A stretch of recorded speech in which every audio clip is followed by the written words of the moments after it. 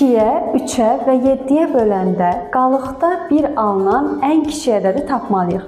Fərz edək ki, elə bir x ədədi var. Həmin x ədədini biz 2-yə də bölə bilərik, 3-ə də bölə bilərik və 7-yə də bölə bilərik. Yəni 2, 3, 7-nin ortaq bölünəni yadımıza düşür. Həmçinin həmin bölünən də ən kiçik ədəd olmalıdır. Deməli, biz 2, 3 və 7-nin ən kiçik ortaq bölünəni, yəni əkobunu tapmalıyıq. Ona görə yazıram ki, əkob 2, 3, 7 bərabərdir. 2 və 3 qarşılıqlı sadə ədədlər olduğuna görə əkobu onların hasili, yəni 6-dır. 6 və 7 də yenə ardıcıl ədədlər, yəni qarşılıqlı sadə ədədlər olduğuna görə onların da əkobu 6 vurulsun 7 hasilinə bərabərdir. Yəni 42 olacaq.